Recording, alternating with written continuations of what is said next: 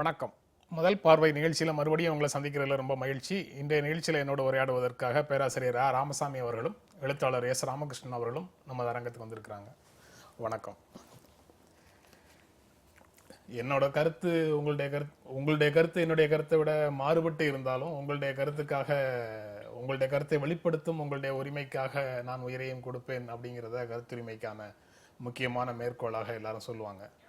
இன்றைய நாளிதழில் அந்த கருத்துரிமை தொடர்பாக அல்லது பிரைவசி தொடர்பாக சில செய்திகள் இருக்கு.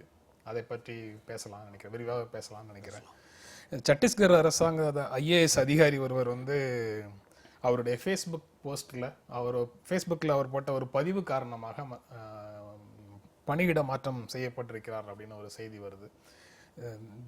தீனதயாள் உபாத்யாயா என்ன செய்தாரு அப்படின்னு சொல்லி பார்க்கும்போது ஒன்றும் செய்யலை. அவருக்கு ஏன் நீங்கள் 100ஆண்டு விழா கொண்டாட வேண்டியது இருக்கு அப்படின்னு சொல்லி அவர் போஸ்டில் போட்டதாகவும் அதற்காக அவர் மாற்றப்பட்டதாகவும் அந்த செய்தி சொல்லுது. அது சத்தீஸ்கர் அரசு செய்தது அல்ல தீனதயாள் உபாத்யாயா அது போன்ற விஷயங்கள்லாம் விட்டுட்டு ஒரு அரசு அதிகாரி தான் படித்தது தனக்குள் எழுப்பிய கேள்விகளை அவருடைய ஃபேஸ்புக்கில் பதிவு செய்கிறது அப்படிங்கிறது அவருடைய கேரியரின் ஒரு பகுதியாக பார்க்க முடியுமா, இல்லை அது அவருடைய தனிப்பட்ட ஒரு விஷயமாக பார்க்கணுமாங்கிற கேள்வி இந்த செய்தியை படிக்கும்போது வருது. ராமகிருஷ்ணன், நீங்கள் எப்படி பார்க்குறீங்க அதை?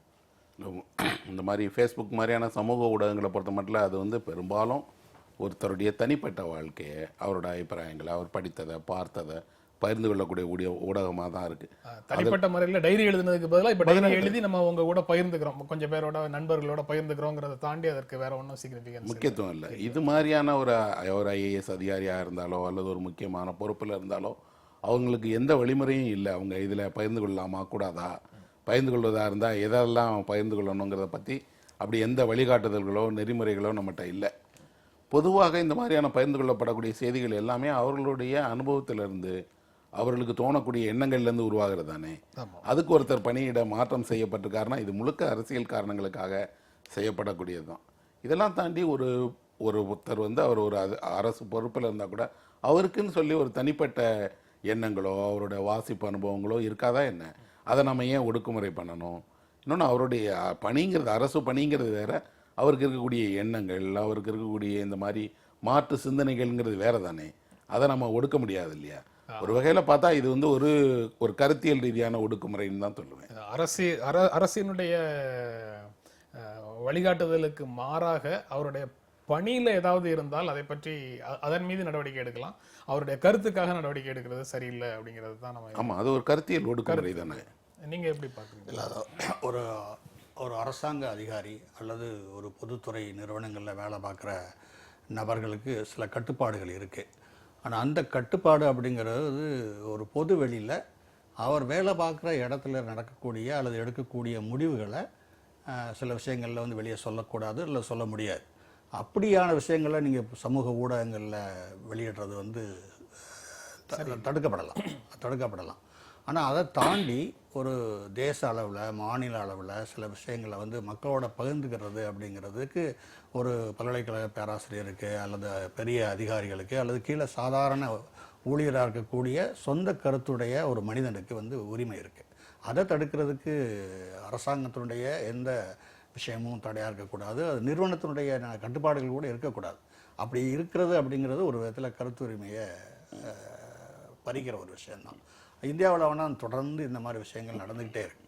அதனாலேயே நிறைய எழுதக்கூடிய பேசக்கூடிய நபர்கள் நிறுவனங்களுக்குள்ளே போய் மாட்டிக்கக்கூடாதுன்னெலாம் நினைக்கிறாங்க. ஒருத்தர் ஒரு இதுக்கு வேலைக்கு போகலாமா வேண்டாமா, என்கிட்ட ஒரு படைப்பு தன்மை இருக்குது அல்லது எழுதுகிற ஆற்றல் இருக்குது, நான் இதுக்குள்ளே போனால் அதெல்லாம் சொல்ல முடியாது அப்படிங்கிற பயத்தை உண்டு பண்ணுறது அப்படிங்கிறது இந்த மாதிரியான விஷயங்கள் தான். இது ஒரு நல்ல ஜனநாயக சமூகத்தில் எல்லா மனிதர்களுடைய அறிவையும் எல்லாருக்கும் சொல்லணும் அப்படிங்கிறத தடுக்கிற ஒரு நிலையை நம்ம பார்த்துக்கிட்டே இருக்கோம். அதனால தான் இங்கே இந்தியாவில் ஜனநாயகத்தை எப்படி திருப்பி கொண்டு வர்றது அப்படிங்கிறத பற்றி யோசிச்சுட்டே இருக்கிறாங்க. ஒரு அரசு ஊழியர், IAS அதிகாரி மாதிரி ஒரு அரசு அதிகாரி ஒரு 24 மணி நேர மக்கள் சேவகர் அப்படிங்கிற ஒரு புரிதல் இருக்குல்ல, அதன்படி பார்த்தா இது போன்ற சொந்த கருத்துக்களை கூட பொதுத்தளங்களில் அவர் பகிர்ந்து கொள்ளக்கூடாது. முன்னாடி கால மாற்றம் கால மாற்றத்தை ஒட்டி விதிகளை மாற்றலை அப்படின்னு நீங்க சொல்றதை புரிஞ்சுக்கலாம். ஆனா முன்னாடி வந்து பத்திரிகைகள்ல எழுதக்கூடாது அப்படின்ற மாதிரியான விதிகள் வந்து அரசு அதிகாரிகளுக்கு, அரசு ஊழியர்களுக்கு இருக்கும். அப்படி எழுதுறதாக இருந்தா சிறப்பாக மேலதிகாரிகள்ட்ட அனுமதி வாங்கி எழுதணும் அப்படிங்கிற மாதிரி இருந்தது. இப்பவும் இருக்கும். ஆனா அது இப்போ ஃபேஸ்புக் அந்த மாதிரி சோசியல் மீடியாவினுடைய growthக்கு பிறகு அது உரிய மாற்றங்களை செய்யவில்லை. மாற்றங்களை செய்யாததுனால நம்ம வந்து இந்த அதிகாரிகள் வந்து கருத்துரிமைங்கிற பேர்ல அட்வான்டேஜ் எடுத்துக்கிறாங்க. ஏற்கனவே அந்த விதியை இதுல பொருத்தி பார்க்கலாம் அப்படின்னு சொல்ல முடியுமா? முடியாதா? இல்லைப்பா, அப்படி ஒருவேளை உங்களுக்கு புதிய விதிகள் கூட உருவாக்கப்படலாம். இன்னொன்று என்ன அப்படின்னா, அவர் தெரிவித்திருக்கக்கூடிய கருத்துக்களில் ஒன்றும் அப்படி ஒரு பெரிய காரசாரமான எதிர்ப்பு கருத்துக்கள் இல்லை. எளிமையான ஒருத்தருக்கு தோணக்கூடிய சந்தேகங்களை அவருடைய சில வாசிப்புலேருந்து கற்ற அனுபவத்தை தான் எழுதுறாரு. அப்படி ஒரு அதிகாரியே நடந்துக்கிட்டால் கூட அவர் மேலே விளக்கம் தானே கேட்பாங்க. பொதுவாக அரசு துறையில் என்ன செய்வாங்கன்னா, நீங்கள் இப்படி ஒன்று எழுதுனீங்கன்னா உங்களுக்கு ஒரு விளக்கம் கேட்டு ஏன் இப்படி ஒன்று எழுதுனீங்கன்னு சொல்லுவாங்க. உடனடியாக அவர் மீது ஒரு நடவடிக்கை எடுத்து பணியிடம் மாற்றம் பண்ணப்படுற அளவுக்கு அது தவறு இல்லை. அப்படின்னா அது முழுவதும் அரசியல் காரணங்களுக்காக செய்யப்படுது. ஒருத்தரை பற்றி அபிப்பிராயமே சொல்லக்கூடாது, பொது தளங்களில் எதையும் விவாதிக்கக்கூடாது அப்படிங்கிறது இருக்குது. இன்னொன்று, இவர் உடனடியாக என்ன பண்ணியிருக்கிறாருன்னா தன்னுடைய இதை மன்னிப்பு கேட்டு நீக்கியிருக்கிறாரு. அப்போ முடிஞ்சு போயிடுச்சு. ஒரு செயல் வந்து அவராலே நீக்கப்படும் போதே அது முடிஞ்சு போயிடுச்சு. அதுக்கப்புறம் அவர் மீது நடவடிக்கை எடுக்கப்படுது அப்படின்னு சொன்னால் நிச்சயமாக இது அரசியல் காரணங்களுக்காக செய்யப்பட்டதாக தான் தோணுதே தவிர, தனிப்பட்ட முறையில் வந்து ஒருத்தருக்கு உரிமை இருக்கிறத தாண்டி அதிகாரிகள் உட்பட எல்லாரும் நம்ம சொல்கிறத தான் கேட்கணும், நம்ம சொல்கிற விஷயங்களை மட்டும்தான் பொது தளங்களில் பகிர்ந்துக்கணுங்கிற ஒரு வகையான ஒடுக்குமுறை தானே இது. அதாவது விளக்கம் கேட்டதற்கு பிறகு தான் நடவடிக்கை எடுக்கிறது அப்படிங்கிறது மிகவும் பழங்கால நடைமுறை. இப்போ வந்து புகார் வந்ததுனாலே உடனடியாக நடவடிக்கை எடுக்க முடியும் அப்படிங்கிற ஸ்டேஜுக்கு வந்து சில 10 ஆண்டுகள் ஆயிடுச்சா அப்படிங்கிற ஒரு கேள்வி வந்து எஸ் ராமகிருஷ்ணன் சொல்லும் போது வருது. அவர் விளக்கம் தானே கேட்கணும் அப்படின்னு சொல்லி கேட்கறது வந்து ஒரு மன்னிக்கணும் அப்பாவித்தனமான ஒரு கேள்வி. அதுதான் நடைமுறை இல்லை, இப்பவும் கூட நடைமுறை நடைமுறை அதுதான். தான். ஏன்னா இப்பவும் கூட ஒரு அதிகாரி நினைத்தாருன்னா, இப்ப இவர் வந்து ஒரு வழக்கு மன்றத்துக்கு போனார்னா அங்க உடனடியாக கேட்கப்படுறது, இப்படி ஒரு செயலுக்கு அரசு என்ன விளக்கம் கேட்டது, இவர் என்ன பதில் கொடுத்தார், அதன் மீது என்ன துறை நடவடிக்கை எடுக்கப்பட்டது, அதுக்கப்புறம் தான் அவரோட பணியிட மாற்றம்ங்கிறது. இப்ப இவர் உடனடியாக தன்னோட பணியிட மாற்றத்தை நிறுத்தி வைத்திட முடியும் நீதிமன்றத்தை அணுகினார்னா. ஆனா என்ன நடக்கும்னா, பொதுவாக அரசு அதிகாரிகளை இது இப்படி அச்சுறுத்துறதுக்கு இது ஒரு ஆயுதமா பயன்படுத்துறாங்க. இது பொதுவாக வந்து ராமகிருஷ்ணன் சொன்ன மாதிரி வந்து ஒரு அச்சத்தை உண்டு பண்ற விஷயம் தான். நிச்சயமா அவர் மேல நடவடிக்கை எடுக்கவே முடியாது. ஏன்னா நீங்க இது மாதிரியே பல விஷயங்கள் இதுக்கு முன்னாடியே நடந்திருக்கு. நடவடிக்கை எடுத்த உடனே அடுத்த கட்டமாக அவங்க வந்து முறையாக யார்கிட்ட முறையிடணுமோ அவங்ககிட்ட முறையிட முடியாமல் போயிடுது. இப்போ நான் ஒரு அரசு அலுவலருக்கு ஒரு பிரச்சனை அப்படின்னாக்க அதில் வந்து அவருக்கு மேலே இருக்கவற்றை முறையிடணும், அப்படியே மேலே போய் கடைசியில் அங்கேயே வந்து அதை சுமூகமாக முடிக்க முடியும். ஆனால் நடவடிக்கை அப்படின்னு எடுத்துட்டாக்க அங்கே முறையிடவே முடியாது. அப்போ அவர் முறையிடுறதுக்கு இன்னொரு சேனலுக்கு போகிறார்.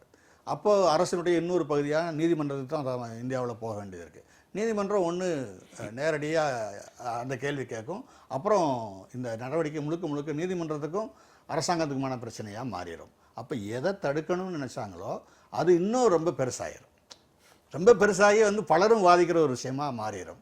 உண்மையில் ஒரு சாதாரணமாக ஒரு ஒரு ஒரு ஒரு ஒரு கருத்து, அந்த கருத்தை அவர் முன் வச்சிருக்காருங்கிறத தாண்டி இந்த கருத்து ரொம்ப பரவலாக வாதிக்கிற ஒரு விஷயமா மாறிடும். அதனுடைய நேர்மறைத்தன்மையை தாண்டி எதிர்மறைத்தன்மை அதிகமாகிறது கூட நிறைய வாய்ப்பு இருக்குது. அதிகார படிநிலையில கொஞ்சம் மேல இருக்கிறவங்களுக்கு ஒருவரை அநியாயமாக நாம் எந்த விதமான நடவடிக்கையும் ஒருவர் மேல எடுத்துடக்கூடாதுங்கிற உணர்வு இருக்குதா? அங்க நீதி தவறிவிட்டோம் அப்படிங்கிற நிலை வரக்கூடாது, அவர்கிட்ட உரிய விளக்கங்களை பெற்றதற்கு பிறகே அவர் மேல நடவடிக்கை எடுப்போம் அப்படிங்கிற பாண்டிய மன்னனுடைய மனநிலை இருக்கா? இல்லை, பொதுவாக அதுதான் முறை. ஏன்னா ஒரு அரசை பொறுத்த மட்டும் அரசினுடைய அதுலேயும் குறிப்பாக இது போல் ஐஏஎஸ் அதிகாரிகளை அவர் சீஃப் செக்ரட்டரி நடத்துவது அப்படின்னா இதுதான் அவங்களுக்கான வழிகாட்டுதல். இப்படி இந்த வழிகாட்டுதலை ஒரு அரசு உயர் அதிகாரி மீறுறாருன்னா வழக்கமாக என்ன நடக்கும் அப்படின்னா அது மீதான சட்டப்பூர்வமான நடவடிக்கைகள் தொடரப்படும்.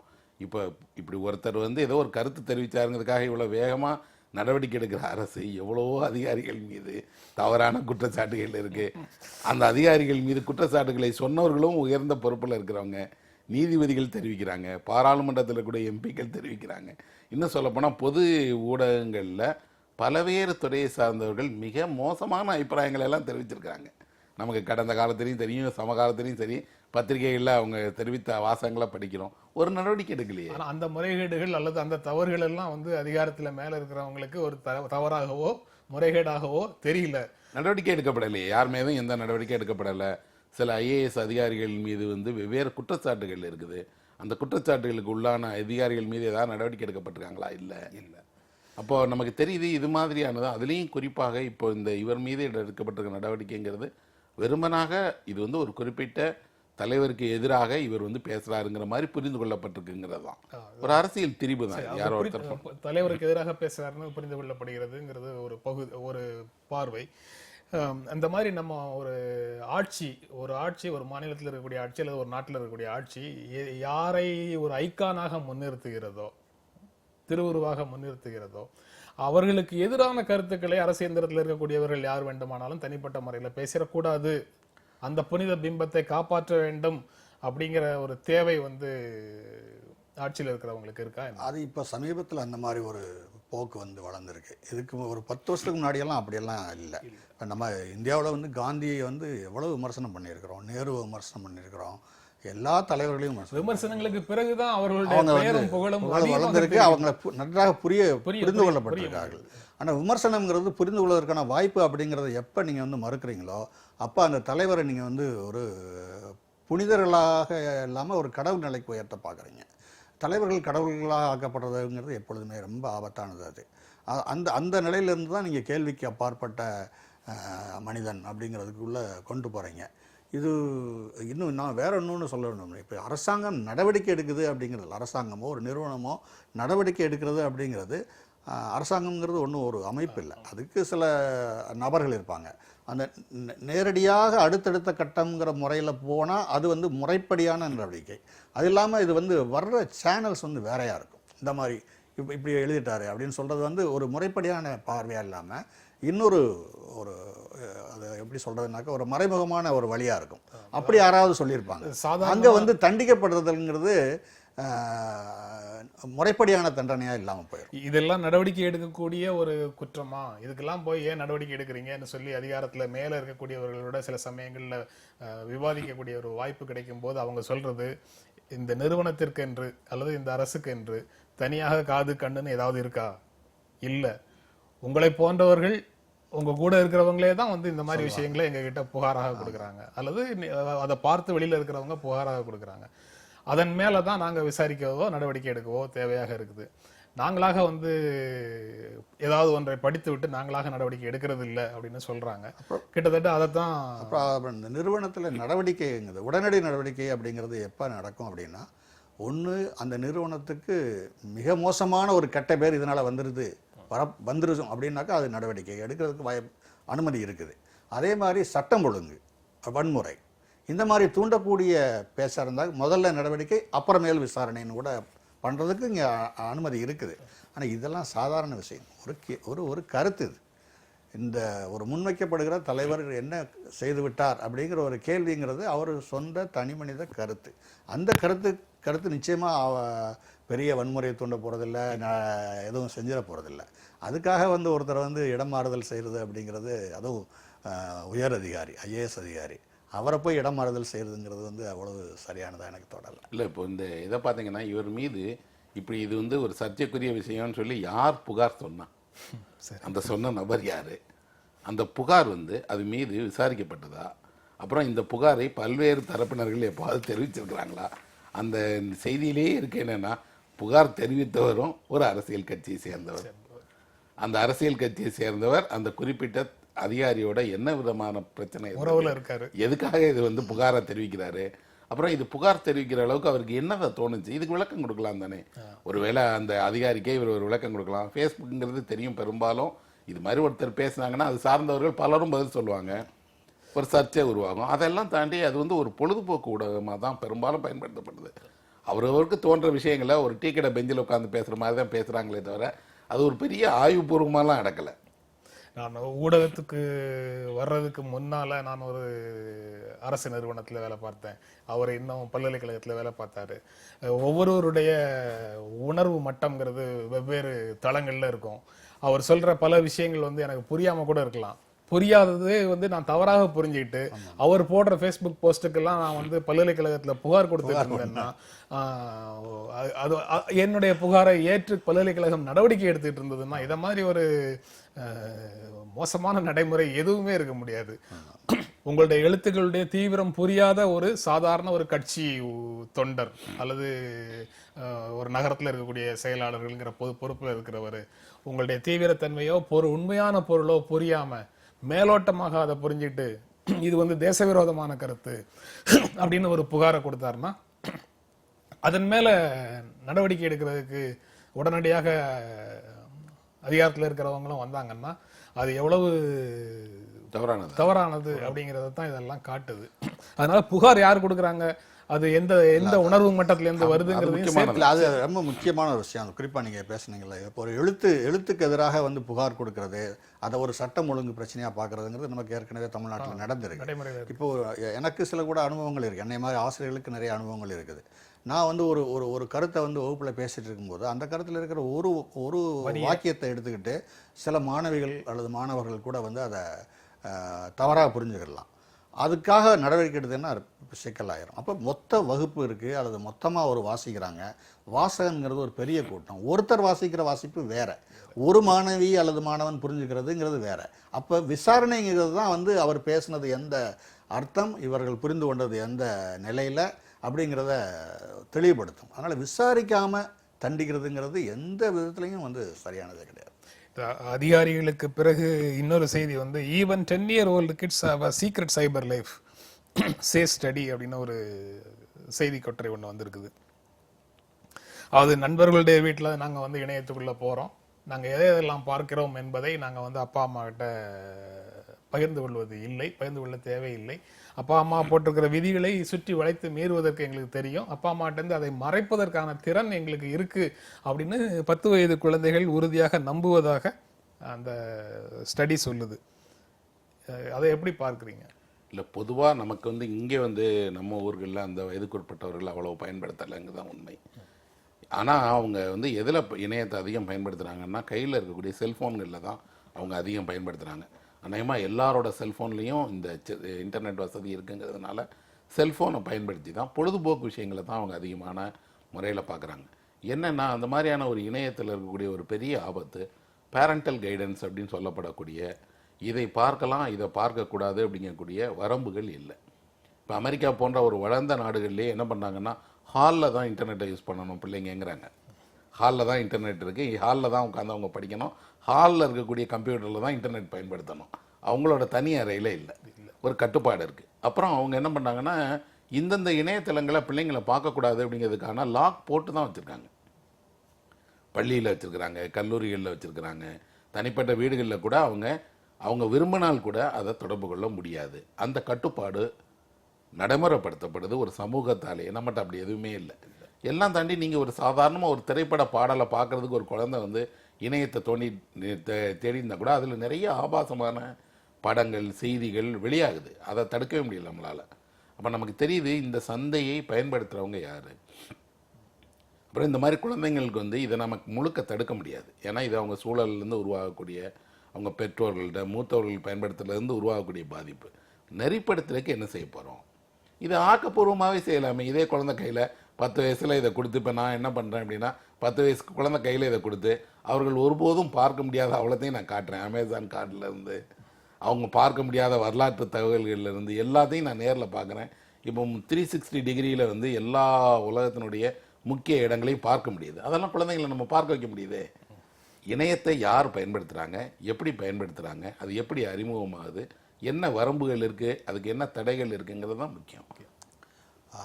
இணையத்தை வந்து இந்தியாவில் ஒரு குறிப்பிட்ட வயதுக்கு கீழே பயன்படுத்துறதுங்கிறது சுலபமாக முடியும். ஆனால் ஐரோப்பாவிலேயோ அமெரிக்காவிலேயோ அது முடியாது. அது ஒரு ராமர்சன் சொன்ன மாதிரி. ஏன்னா எல்லாத்துக்குமே வந்து ஒரு தரவுகோல் வேணும். இன்னும் சொல்லப்போனால் வீட்டில் இருக்க தொலைக்காட்சியிலேயே சில அலைவரிசைகளை பார்க்குறதுக்கு சிலது முடியும், சிலது முடியாது. அப்படி தான் அவங்க அந்த சிஸ்டம் அமைப்பு அப்படி தான் வச்சுட்ருக்காங்க. நம்முடைய நாட்டில் தான் எல்லாமே வந்து திறந்து இருக்குது. ரொம்ப சுதந்திரம்னு கூட சொல்லலாம். இங்கே எதுவுமே தடை கிடையாது. நான் எனக்கு தெரிய பையங்க 15 வயசுக்கு கீழே இருக்கிற பையங்கள்லாம் வந்து ஒரு 18 வயசுன்னு சொல்லி ஃபேஸ்புக் அக்கௌண்ட்லாம் வச்சுட்ருக்காங்க. அது எப்படி முடியும்? ஏன்னா நீங்கள் ஃபேஸ்புக்கில் நீங்கள் 18 வயசு சொன்னால் அவங்க கொடுத்துருவாங்க. ஃபேஸ்புக்லயாவது நேரடியாக அவங்க கேட்கலாம். நேரடியாக போய் 12 வயது 14 வயது பையங்க வந்து மதுக்கடையில போய் மது இப்போ நேரடியாக போய் இப்போ வாங்கிட்டு இருக்காங்க. அதனால் இங்கே வந்து எந்த தடுக்கப்படுகிறதுக்கான வாய்ப்புகளே வந்து குறைவாக இருக்குது. நான் ஒரு 2 வருஷம் ஐரோப்பாவில் இருந்தேன். அங்கே நீங்கள் வந்து அங்கே எல்லா நேரமும் மதுக்கடைகள் திறந்துருக்கும். பெரிய மாலில் வந்து ஒரு பகுதியில் வந்து நீங்கள் வந்து மது பகுதியே இருக்கும். அதுக்குள்ளே எல்லாரும் போக முடியாது, அதுக்கு பக்கத்தில் கூட போக முடியாது. அந்த பக்கத்தில் வரக்கூடாது அப்படிங்கிற இதை வந்து அந்த பொறுப்பு அந்த கடைக்காரரே சொல்கிறார். இந்த எல்லைக்கு தாண்டி இந்த வயசு பையன் வரக்கூடாது. தன்னுடைய வர்த்தகத்துக்கு எதிராக அவரே சொல்லிடுவார், நீங்கள் இந்த பகுதியில் வரக்கூடாதுன்னு சொல்லுவார். இந்த சிகரெட்டெல்லாம் வாங்குற அந்த கடைக்குள்ளே நீங்கள் இவங்களுக்கெல்லாம் அனுமதி இல்லைங்கிறது வெளியும் போட்டிருக்கோம். வந்தாலும் அவங்களே நிறுத்திடுவாங்க, அங்கே நிறுத்தி அவங்கள வெளியே அனுப்பிடுவாங்க. மற்றவங்க உள்ளே வருவாங்க. பெற்றோர்களே அப்படி தான் வரும்போது நீங்கள் அவங்கள ஒரு இடத்துல வேற ஒரு என்கேஜ்மெண்ட்டில் அவங்க உள்ள நுழைச்சிட்டு தான் அவங்க இங்கே வருவாங்க. அப்படி ஒரு கட்டுப்பாடுகளை தானே உருவாக்கி கொண்டு இருக்கக்கூடிய ஒரு சமூகத்தில் இந்த மாதிரி ஸ்டடீஸ் அப்படிங்கிறத முக்கியமான பெரிய கேள்வி போட்டுத்தணும்.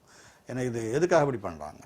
இப்போ நீங்கள் வந்து இணையத்தை வந்து எல்லாரும் பயன்படுத்தலாம், எல்லாத்தையும் பார்க்கலாம், அவங்களுக்கும் ஒரு தனியான அந்தரங்கம் இருக்குது. அப்படிங்கிறது அந்தரங்கம்ங்கிறது எந்த வயசு, அந்த அந்தரங்கம் எதுக்காக அப்படிங்கிறதெல்லாம் பெரிய கேள்வி. இப்போ பொதுவாக உலகம் முழுக்க வந்து ஸ்டடீஸ் வந்து எல்லாமே ரொம்ப நல்ல நோக்கத்துக்காக தான் ஸ்டடீஸ் இருக்குது அப்படின்னு சொல்ல முடியாது.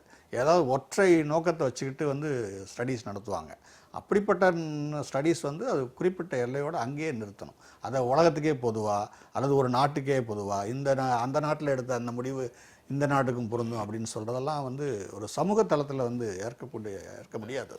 அதான் அங்கே உண்டானது இந்த நாட்டுக்கு பொருந்துமாங்கிறது மிகப்பெரிய கேள்வி. அந்த முதல் வரியே வந்து 51% ஆட்களுக்கு வந்து குழந்தைகளுக்கு 10 வயசு குழந்தைகளுக்கு டேப்லெட் இருக்குது, 1/3 குழந்தைங்களுக்கு வந்து ஸ்மார்ட் ஃபோன் இருக்குது அப்படின்னு சொல்கிறாங்க. இங்கே உண்டான குழந்தைகளுடைய அமெரிக்கா பொதுவாக இந்த மாதிரியான ஸ்டடீஸ் எல்லாமே எதுக்கு எடுக்கப்படுதுன்னா சந்தைக்காக தான். சந்தை தான் அதை முடிவு பண்ணுது.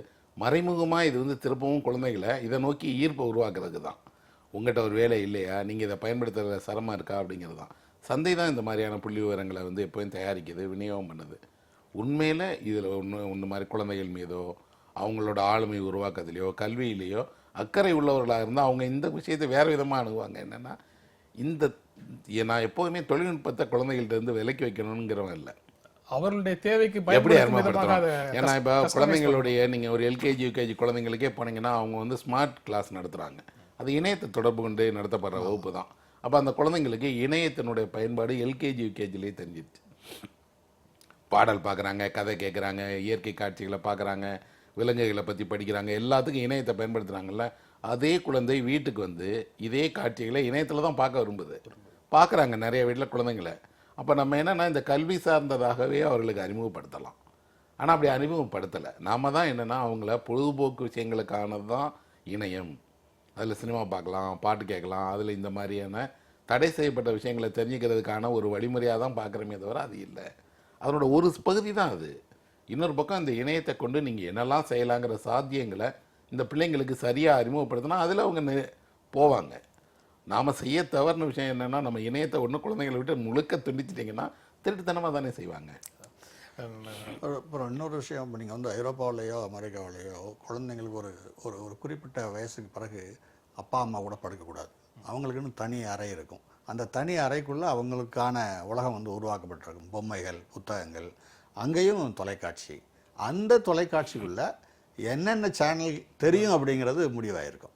அந்த தனி அறைக்குள்ளே இருக்கிற தொலைக்காட்சியில் எல்லாமே தெரியாது. இது அப்பா அம்மா பார்க்குற சேனல்ஸ் வந்து இந்த பொது இதில் இருக்கும், இல்லை அங்கேயும் ரெஸ்ட்ரிக்ஷன் இருக்கும். அப்போ ஒரு குழந்தையை வளர்க்குறது அப்படிங்கிறதுல அப்பா அம்மாவோட பங்கை தாண்டி சமூகம், அரசாங்கம் சில விஷயங்களை வச்சுருக்குது. அதை தாண்டி இருக்கிறத உடைக்கிறதுக்கான முயற்சியாக வந்து இந்த மாதிரியான ஸ்டடீஸ் இருக்கும். குறிப்பாக நீங்கள் ஐரோப்பிய அமெரிக்க பல்கலைக்கழகங்களுக்கு வந்து ஆய்வுகளுக்கு நிதி உதவி பண்ணுறவங்க யாருன்னு பார்த்தா பெரிய பெரிய நிறுவனங்கள் தான். அரசாங்க நிதி உதவியே குறைவாங்க, நிறுவனங்கள் தான் உதவி பண்ணும். அவங்க அந்த ஸ்பான்சர் கொடுக்கும்போது, ஃபினான்ஸ் உதவியை பண்ணும்போதே அவங்களுடைய டார்கெட்டை சொல்லி தான் இதுக்கு ஒரு ஆய்வு பண்ணுங்கன்னா சொல்லுவாங்க. குழந்தைகளுடைய இண்டிபெண்டன்ட் லைஃப்பும் பாதிக்காத அளவுக்கு ஜப்பான்ல வந்து 5 வயது குழந்தைகள் அந்த மாதிரி குழந்தைங்க வந்து தனியாக அவங்களுடைய பள்ளிக்கு ட்ரெயின்ல போயிட்டு வர்றதை பார்க்க முடியுது. அவங்க கழுத்துல பள்ளியினுடைய ஐடி கார்டு ஒன்று இருக்கு, இன்னொரு ஃபோன் இருக்கு. அந்த ஃபோன்ல வந்து அவங்க அம்மாவோட மட்டுமே தொடர்பு கொள்ள முடியும், வேற யாரோடையும் தொடர்பு கொள்ள முடியாதுன்னு ஒரு ஃபோனும் ஐடி கார்டும் எல்லாருடைய கழுத்துலயும் இருக்கு. அவங்க வீட்டுல இருந்து அந்த நெய்பர்ஹுட் ஸ்கூலுங்கிற தியரி இல்ல போல, அவங்க வீட்டுல இருந்து கிளம்பி வந்து ஸ்டேஷன்ல வந்து ட்ரெயின் ஏறி தனியாகவே வந்து அவங்க போயிட்டு போறாங்க, ஸ்கூலுக்கு வந்துட்டு போறாங்க. ஒரு 4-5 பையங்களாக சேர்ந்து போயிட்டு வராங்க. அது மிகப்பெரிய ஆச்சரியத்தை நமக்கு கொடுக்குது. அவங்களுடைய தொழில்நுட்பத்தை பயன்படுத்துறதுலயும் சரி, அவங்களுடைய சுதந்திரத்தை கல்டிவேட் பண்றதுலயும் சரி, ஒவ்வொரு நாட்டிலையும் ஒவ்வொரு விதமான கல்ச்சர் இருக்கு. தமிழ்நாட்டில், இந்தியாவில் தாங்க நம்ம பெற்றோர்கள் போய் பள்ளிக்கூடத்தில் விட்டுட்டு வர்றோம். வேற எந்த நாட்டிலையும் போய் விட்டுட்டு வர்றது அப்படிங்கிறதே கிடையாது. அதுக்கான வாகனம் இருக்கும், பள்ளிக்கூட வாகனம் இருக்கும், இல்லை பொதுத்துறை சார்ந்த வாகனங்களே அவங்களுக்கான இட வசதியோடு இருக்கும். வீட்டிலேருந்து இறக்கி விட்டுட்டா அவங்க போயிடுவாங்க. அந்த மாதிரி வசதிகள் இருக்குது. நம்ம இங்கே வந்து எல்லாம் மொத்தமாக காலையில் பெற்றோர்களுடைய முக்கியமான வேலையில் போய் ஸ்கூலில் போய் விடுறதுங்கிறது ஒரு பகுதி வேலையாகிடுது. அதே மாதிரி சாயந்தரம் ஆஃபீஸ் டயத்தில் இடையில ஒரு மணி நேரம் பெர்மிஷன் போட்டுட்டு போய் ஸ்கூல்லேருந்து பிள்ளைங்களை கூப்பிட்டு வர்றது, இதெல்லாம் இங்கே தான் அப்படி பண்ணிக்கிட்டே இருக்கிறோம். அவருடைய பாதுகாப்பு தொடர்பான அச்சம், ஆமாம், அந்த பாதுகாப்பை வந்து சமூகமாக நம்மளால உறுதி செய்ய முடியலங்கிறதுல இருக்கக்கூடிய கோளாறு இதெல்லாம். சாதி ஒழியறதை பத்தி பல நூற்றாண்டுகளாக பேசிக்கிட்டே இருக்கிறோம். ஆனா சாதி ஒழிந்த மாதிரி இல்லை. சாதி ஒழியணும்னா பள்ளிக்கூடங்கள்ல சமூக கல்வி அவசியம் அப்படின்னு திரைப்பட இயக்குனர் பா. ரஞ்சித் திருநெல்வேலியில் நேற்று அம்பேத்கர் 125வது பிறந்த தின தேசிய கருத்தரங்கில் பேசும்போது சொல்றாரு. பள்ளிகளில் சமூக கல்வி அவசியம் அப்படின்னு சொல்றதை நீங்க எப்படி பார்க்குறீங்க? இல்லை, அது வரவேற்கப்பட வேண்டிய ஒரு விஷயம் தான். நான் ஏற்கனவே சமூக கல்வி பள்ளிகளில் இருக்கு, எந்த அளவுக்கு இருக்குங்கிறது இருக்கு இல்லையா. பள்ளிகளில் சமூக கல்வியினுடைய ஒரு பகுதியாக அவங்க படிக்கிற சமூக பாடங்கள்லேயே வருது. அப்புறம் அவங்க படிக்கிற பிற துறை பாடங்கள்லேயும் இது சார்ந்த கருத்துக்கள் இருக்குது. எந்த அளவுக்கு வகுப்பறையில் ஜாதி பற்றி பேசுகிறதுக்கு அனுமதி இருக்குது, எப்படி அவங்களுக்கு இதை நம்ம அறிமுகப்படுத்த போகிறோம், எப்படி இதை வந்து கற்றுத்தர போகிறோம். ஏன்னா பள்ளியில் அனுமதிக்கிறதுலேருந்து ஆசிரியர் பணியிலேருந்து எல்லாத்துலேயும் ஜாதி இருக்குது. அப்போ அவன் என்ன பண்ண போகிறான், நீங்கள் வந்து ஒதுக்கீடு இந்த மாதிரி இவங்களுக்கான தனியான விஷயங்களை எல்லாத்தையும் ஜாதி சார்ந்ததாக நம்ம பகுப்பு செய்து அதில் நம்ம எல்லாம் செய்யக்கூடிய ஒரு பள்ளிகளில் இதை தாண்டி அவர்களுக்கு எப்படி நாம் ஜாதிய மேலாண்மையை அதில் இருக்கக்கூடிய ஒடுக்குமுறைகளை அறிமுகப்படுத்த போகிறோம். நிச்சயமாக பார்த்தா அது எல்லாத்தையும் இது மட்டும் இல்லை, சமூகத்தினுடைய பல்வேறு பிரச்சனைகள் சார்ந்ததை விவாதிக்கிறதுக்கு வகுப்பறைக்குள்ளே ஒரு இடம் வேணும். அப்படி இடம் வந்து அது ஒரு பாடமாகத்தான் இருக்கணும்னு அவசியம் இல்லை. மாறாக அது ஒரு வகுப்பை ஒதுக்கி அந்த வகுப்பில் இந்த சமூக பிரச்சனைகள் சார்ந்த தெளிவை உருவாக்கலாம். ஆசிரியர்கள் அல்லாதவரையும் வகுப்பறைக்கு அழைத்துட்டு வரலாம், வாதிக்க வைக்கலாம். கல்வி புலம்ங்கிறது வெறுமனாக மனப்பாடம் செய்யக்கூடிய பாடங்கள் மட்டும் இல்லையே. அந்த வகையில் பார்த்தா இது ஒரு வரவேற்க தகுந்த விஷயம்தான். ஆனால் இதில் நடைமுறைப்படுத்தப்படுறதுல தான் பெரிய சிரமங்கள் இருக்கும்.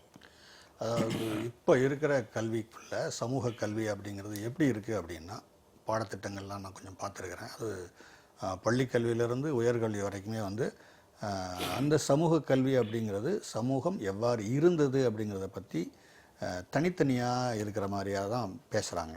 இல்லைன்னா சமூக விழுமியங்களை வலியுறுத்தக்கூடிய நீதி போதனை கருத்துக்களாக இருக்குது. இது எல்லாமே ஒரு கடந்த காலத்தை பற்றின விஷயங்களாக தான் இருக்குது.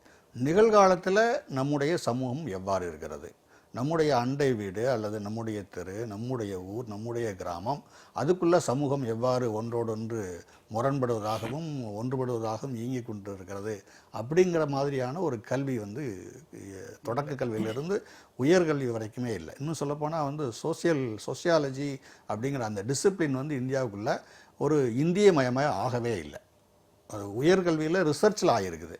ஆனால் ஒரு பாடத்திட்டம் எம்ஏ பாடத்திட்டத்திலிருந்து கீழே ஆரம்ப கல்வி வரைக்கும் இருக்கக்கூடிய சமூகவியல் பாடத்திட்டங்கள் நீங்கள் பார்த்தீங்கன்னா ஒரு விதமாக சமூகத்தை நிறுவனங்களாக பார்த்து தனித்தனியாக அதனுடைய தன்மை என்ன, அது அதற்குள் எவ்வாறு இயங்கி கொண்டிருக்கிறது அப்படி தான் நடத்துகிற ஒரு பாடத்திட்டமாக இருக்குது. ஒரு சமூக நிறுவனம் இன்னொரு சமூக நிறுவனத்தோடு எவ்வாறு உறவு கொள்கிறது, அது எவ்வாறு அதனால் தாக்கம் செய்கிறது அப்படிங்கிற மாதிரியான ஒரு பாடத்திட்டம் இந்தியாவில் இல்லவே இல்லை. அப்போது அதனால் மாற்றங்களே நடக்காது. ஏன்னா அது தனியாக இருக்குது, அது தனியாக இயங்குது, இது தனியாக இருக்குது, இது தனியாக இயங்குது, மதம் தனியாக இருக்குது, ஜாதி தனியாக இருக்குது, ஊர் தனியாக இருக்குது, தெரு தனியாக இருக்குது, அப்படி தான் பார்க்குறாங்க. இது எல்லாம் சேர்ந்தது தான் வந்து சமூக கல்வி. அப்படி அந்த மாதிரியான ஒரு பாடத்திட்டத்தை உருவாக்குறதும் அதை கற்பிக்கிறதும் அப்படிங்கிறது இருந்தால்தான் இங்கே வந்து ஜாதியை பற்றி விமர்சிக்கவே முடியும். அதோடு இன்னைக்கு இருக்கிற ஆசிரியர்கள் அடிப்படையில் ஜாதியை எப்படி புரிஞ்சிருக்காங்கன்னு ஒரு பெரிய கேள்வி இருக்குது. அதனால் இந்த ஆசிரியர்களை வச்சுக்கிட்டு நீங்கள் ஜாதியை பற்றி பேசினாலே பெரிய ஆபத்தெல்லாம் நடக்குது, இப்போ நடந்துக்கிட்டே இருக்குது. ஏன்னா அது பெரிய பெரிய சிக்கல். ஏன்னா இவங்களுமே வந்து அந்த ஜாதி இதுக்குள்ளே இருக்கிறாங்க. அப்போ இவங்களுக்கு முதல்ல பயிற்சி தேவை இருக்குது. குறிப்பாக ஆரம்ப கல்வியில் இருக்கிற ஆசிரியர்கள்ட்ட இருந்து மேலே வரைக்கும் ஜாதியை எப்படி வந்து நம்ம வகுப்பில் விவாதிக்கலாம் அப்படிங்கிற முதல் ஒரு இது வந்து அந்த மாதிரி இடங்களில் தான் வெளியில் இருக்கிற நபர்களை கொண்டு வராது. இப்போ குறிப்பாக வந்து ஒரு தமிழக அரசாங்கம் 2 விஷயத்துக்காக இந்த மாதிரி ஒரு முயற்சி பண்ணாங்க. ஒன்று வந்து காவல்துறையில் இருக்கிறவங்களுக்கு வந்து ஒரு பயிற்சி கொடுத்தாங்க ஒரு 10 வருஷத்துக்கு முன்னாடி. குறிப்பாக வந்து இந்த ஜெண்டர் ஜஸ்டிஸ் பற்றியும் அது ஒரு வகுப்புகள் நடந்தது. ஜாதியை வந்து எப்படி புரிகிறது அப்படிங்கிறதுக்காகவும் காவல்துறை அதிகாரிகளிலிருந்து தொடங்கி வருவாய்த்துறை அதிகாரிகள் வரைக்கும் நீங்கள் எப்படி வந்து இதை நீங்கள் பார்க்கணும் அப்படிங்கிற ஒரு வகுப்பு மாவட்டந்தோறும் நடத்தினாங்க. அதே மாதிரி பெண்களுடைய விஷயங்களை எப்படி வந்து நீங்கள் வந்து புரிஞ்சுக்கணும் அப்படிங்கிறத வந்து நடத்தினாங்க. அதே மாதிரி கல்வித்துறையில் சாதியை எப்படி மாணவர்களுக்கு விளக்குவது, அதனுடைய வன்முறை தன்மை எப்படி இருக்குது, அல்லது அது வந்து எப்படி வந்து ஒரு நம்ம வளர்ச்சிக்கு, நாட்டினுடைய வளர்ச்சிக்கு, சமூகத்தினுடைய வளர்ச்சிக்கு எதிராக இருக்குது அப்படிங்கிற முதல்ல ஆசிரியர்களுக்கு புரிய வைப்பதற்கான கல்வி வந்து ஒரு புத்துணர்வு கல்வி அல்லது புத்தொழில் கல்வி வந்து முதல்ல தரணும். அதுக்கு பிறகு தான் இங்கே வந்து கொண்டு போகணும். அப்படி இல்லாமல் இப்போ இருக்கிற ஆசிரியர்கள்ட்ட நீங்கள் வந்து ஜாதியை பற்றி பேசுங்க அப்படின்னாலே பெரிய சிக்கல் தான். அது இப்போ இருக்கிறது தான் பேசுவாங்க. அதான் நீங்கள் ஆசிரியர்களுக்கு பயிற்சிங்கிறது வந்து தொடங்கணும் அப்படின்றது முக்கியமான விஷயம். ஏன்னா அவங்க எந்த மாதிரியான பார்வையில் இருக்கிறாங்க. இப்போ எல்லா இடங்கள்லையுமே அடையாளம்ங்கிறது வந்து இப்போ கல்விக்கூடங்களுக்குள்ள அங்கே படிக்க வர்றவங்க வந்து மாணவர்ங்கிற அடையாளத்தோடு வந்துட்டு போகிறது தான் சிறப்பு. ஆனால் அங்கேயும் வந்து சாதி ரீதியாக ஒவ்வொருவரையும் பிரித்து பார்க்குற ஒரு மனநிலை ஆசிரியர்களுக்குள்ளே இருக்குது. ஆசிரியர் அந்த மாதிரி சொற்களை பயன்படுத்துறதுனால 10 வயது குழந்தைகள் எல்லாம் எதிர்வினை ஆற்றுகிறார்கள் அப்படிங்கிறத கடந்த சில நாட்களுக்கு முன்னால் இங்கேயே கூட பார்த்தோம். இந்த சமூக கல்விங்கிறதுல சாதி தொடர்பான விஷயங்களை மட்டும் ரஞ்சித் சொல்றாரு. மதம் தொடர்பான விஷயங்களையும் சேர்த்து பார்த்தோம்னா அதையும் சமூக கல்வியினுடைய ஒரு பகுதின்னு பார்த்தோம்னா இந்த நாளிதழில், தமிழ் நாளிதழில் தினமணிலேயே கூட வேறு 2 செய்திகள் அடுத்த பக்கத்திலேயே இருக்கு. மதத்தை புறக்கணிக்க கூடாதுன்னு RSS தலைவர் மோகன் பகவத் சொன்ன ஒரு செய்தியும், கேரளத்தில் மத வெறியூட்டக்கூடிய போதனைகள்னு பள்ளி மீது வழக்குப்பதிவுன்னு இன்னொரு செய்தியும் இருக்கு. இஸ்லாத்தை காப்பதற்காக உயிர் தியாகம் செய்ய வேண்டும் அப்படின்னு சொல்லி ஒரு பள்ளியில் பாடம் கற்பித்தார்கள் அப்படின்னு ஒரு செய்தியினுடைய சாரம். இன்னொரு செய்தி, தன்னுடைய மதத்தை ஒருவர் புறக்கணிக்கவே கூடாது, தேசத்தின் அடிப்படையே மதம் தான் அப்படின்னு RSS தலைவர் சொன்னதாக ஒரு செய்தி இருக்கு. நீங்கள் எப்படி பார்க்குறீங்க அதை? இல்லை, இப்போ இந்த சமய கல்வி அப்படிங்கிறதுனுடைய நோக்கமே என்ன அப்படின்னா, அது சமயத்தை அறிமுகப்படுத்துறது மட்டும் இல்லை, சமய நெறிகளையோ அதோட அறத்தையோ சொல்கிறது மட்டும் இல்லை தானே. அந்த சமயம் சார்ந்த இந்த மாதிரி பற்ற, இன்னும் சொல்லப்போனால் அந்த சமயத்தை தூக்கி பிடிக்கிற, அது சம்மந்தமான பெருமிதம் கொள்ளுகிற, அதற்காக இப்படி இவங்க சொல்கிற மாதிரியான உயிர் தியாகம் வரைக்கும் செய்யக்கூடியதற்கான சந்தர்ப்பங்களை மனதில் உருவாக்குற கல்வி தானே சமய கல்வி. நாம் சமய கல்வியை அனுமதிக்கிறோம். சமய கல்வியை அனுமதிக்கிறதோடு அதுக்கு ஒரு சிறப்பு அந்தஸ்து கொடுத்துருக்கோம். அது சிறுபான்மை சமயமாக இருந்தால் அவர்களுக்கான விஷயங்களை நம்ம தலையிட முடியாதுன்னு. நாம் அதை என்னென்னா, இது இந்த மாதிரி இந்த கல்வியில் நடக்க வேண்டிய அல்லது இந்த மாற்று எல்லாமே சமூகத்தில் முதல்ல பேசப்படணும். இப்போ சமூகத்தில் இது வரைக்கும் ஜாதி சார்ந்த அமைப்புகள் இருக்குது, அரசியல் இயக்கங்கள் இருக்கே தவிர சமூகத்தில் ஜாதி சார்ந்த திறந்த உரையாடல் நடக்கவே இல்லை. யாரும் எங்கேயுமே எந்த தளத்திலையும் தன்னோட ஜாதியை சொல்லிக்கிடவோ அந்த ஜாதி குறித்த சுய விமர்சனத்தையோ அதனுடைய கடந்த கால வரலாறையோ பேசுறதுக்கான சந்தர்ப்பமே இல்லை. நம்ம பெரும்பான்மையானவர்கள்ட்ட ஜாதிய பெருமிதம் இருக்குது, இல்லை அப்படின்னா ஜாதிய மறைப்பு இருக்குது. இவ்வளோதான் சமூகம் வந்து ஒரு ஜாதி சம்பந்தமான பொதுத்தன்மையில் வச்சுருக்கு. சமூகம் உருவாக்காத ஒன்றை கல்விக்குள்ளேயோ அல்லது ஒரு துறைக்குள்ளேயோ கொண்டு வரதுங்கிறது ரொம்ப சிரமம். ஏன்னா அவங்க உடனடியாக என்ன பண்ணுவாங்கன்னா, இது சம்மந்தமாக சமூகத்தில் எங்கே கேட்டிருக்கோம், கேட்கவே இல்லையே. ஒரு ரகசிய செயல்பாடு போல் ஏன் ஒருத்தருடைய ஜாதியை நம்ம நடக்கிறோம். பள்ளியில் பதிவு பண்ணுறதுலேருந்து வேலை வாய்ப்புலேருந்து யாருக்கும் தெரியாது, உங்கள் வேலை பார்க்கக்கூடிய நிறுவனங்கள்லேருந்து எல்லா இடத்துலையும் ஜாதிங்கிறது ஒரு ரகசிய செயல்பாடு போலேயே இருக்குது. ஆனால் அது சார்ந்து தான் எல்லா திட்டங்களும் திட்டப்படுது, அது சார்ந்து தான் எல்லாமே செய்யப்படுதுன்னா இது குறித்த பொது விவாதம், திறந்த உரையாடல்கள் வேணும். ஒருவேளை கடந்த கால வரலாறு ஜாதியத்துக்கு ஒரு குறிப்பிட்ட ஜாதிகளுக்கு ஒடுக்குமுறை பண்ணியிருக்குன்னா அதுலேருந்து அவங்கள எப்படி மீட்க போகிறோம், அது அவர்களுடைய பணி அல்ல, எல்லாரோட பணி. அதை எல்லாரோட பணியாக நாம் எப்படி உணர போகிறோம்? ஒருவேளை இந்த ஜாதி குறித்த நம்மளோட அடிப்படை புரிதல்கள்லேயே தவறு இருக்கு இல்லையா? இந்த தவறை நாம் எப்போ மாற்றிக்கிட போகிறோம்? இது சமூக தரத்தில் நடந்தால் தான் கல்வி தரத்தில் நடக்கும். மதத்துக்கும் இதுதான் பொது, இந்த ஜாதிக்கு இதுதான் பொது. இது சார்ந்த விவாதங்களை நாம் எல்லா நேரங்கள்லையும் ஒடுக்குமுறையால் தடை பண்ணிட்டே வரோம். எந்த மதத்தை பற்றியோ எந்த ஜாதியை பற்றியோ எந்த விவாதத்தையும் நம்ம பேச முடியாது பொது வெளியில் எங்கேயுமே. அப்போ கல்வி நிலையங்களில் எப்படி இருப்பாங்க? உடனடியாக மாணவர்களுக்கோ அல்லது ஆசிரியர்களுக்கோ வரக்கூடியது என்னென்னா, இந்த நிறுவனமே ஜாதி சார்ந்த நிறுவனம், இந்த அமைப்பே ஜாதி சார்ந்த அமைப்பு, இங்கே நடக்கக்கூடிய ஒதுக்கீடுகள் உட்பட எல்லாமே ஜாதி மதம் சார்ந்த ஒதுக்கீடுகளாக இருக்கும்போது நான் இதுக்கு எதிராகவோ அல்லது மாறாகவோ அல்லது ஒரு புதிய கருத்துக்களே எப்படி சொல்லுவேங்கிற கேள்வி வரும். அப்போ இது வந்து உண்மையில் ஒரு சமூகத்தினுடைய அடிப்படைகள் குறித்த கேள்விகளோடு தொடர்புடையது, கல்வி புலத்தில் எதிரொலிக்குது. அப்படிதான் நான் பார்க்குறேன். ரொம்ப அடிப்படையானது இந்த சாதியும் மதமும் எதனால் தீர்மானிக்கப்படுகிறது? அது ரொம்ப தற்செயலாக நடக்கிற விஷயம். ஒரு குறிப்பிட்ட குடும்பத்தில் ஒரு அப்பா அம்மாவுக்கு தற்செயலாக நான் ஒரு குழந்தை பிறக்குதுன்னா அந்த குழந்தையோட சேர்த்து சாதியும் மதமும் வந்துருதுங்கிற புரிதலை மட்டுமாவது உருவாக்கணும். அது கூட தற்செயலானது, அதில் நீங்க பெருமிதம் கொள்வதற்கு ஒன்றும் இல்லைங்கிற உணர்வையாவது. அது அதோட இந்தியாவில் வந்து நீங்கள் வந்து ஒரு சமய கல்வி அல்லது சமயத்தை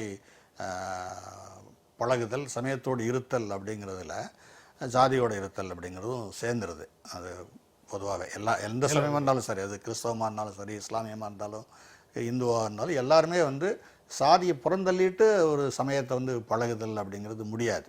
அதோட இப்போ சமயத்தை விட முடியாது அப்படிங்கிறதுல ஆமாம், எல்லாமே இந்தியமயமாக இருக்கு. நீங்கள் வந்து வெளியிலிருந்து வந்த எல்லா விஷயங்களும் இந்தியமயம் ஆகிக்கிட்டே தான் இருக்குது. இன்றைக்கி அரசியல் கூட ஒரு மேற்கத்திய அரசியல் வந்து இங்கே வரும்போது இந்தியமயமாகுது.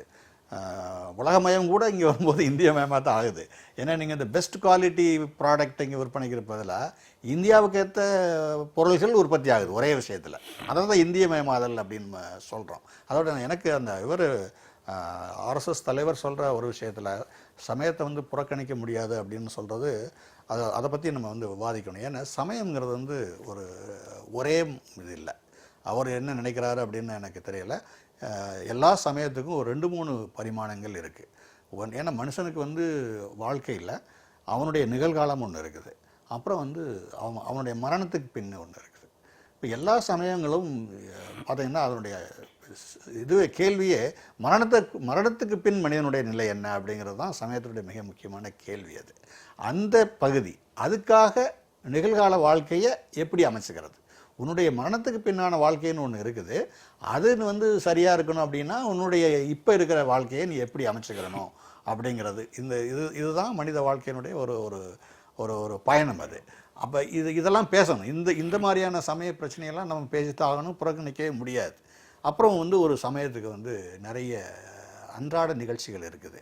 தனி மனிதனுடைய அன்றாட நிகழ்ச்சிகள் மாதிரியே அதுக்கு விரதம், இல்லை உணவு கட்டுப்பாடு, இல்லை என்னுடைய குடும்ப வாழ்க்கை, என்னுடைய மனைவியோட அல்லது என்னுடைய கணவனோட நாம் பின்பற்றக்கூடிய நடைமுறைகள், இது எல்லாமே சமயம் தீர்மானிக்குது.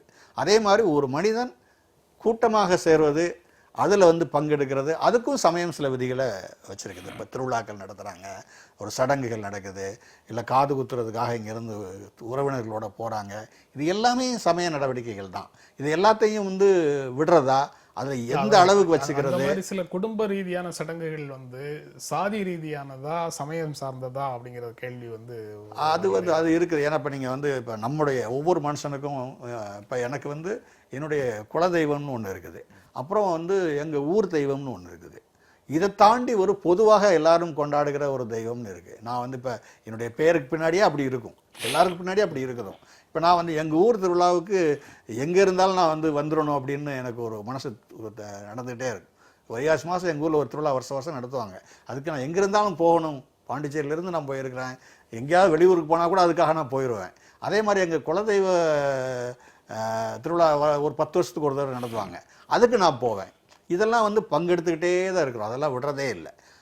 அந்த திருவிழாக்களும் பண்டிகைகளும் ஒத்த மனிதர்களோடு ஏய்ந்து வாழ்வதற்கான ஒன்று. அது இன்னொரு மனிதனை கேள்விக்கு உட்படுத்துவதற்கோ அல்லது அவன் மேலே அதிகாரம் செலுத்துவதற்கோ இல்லை.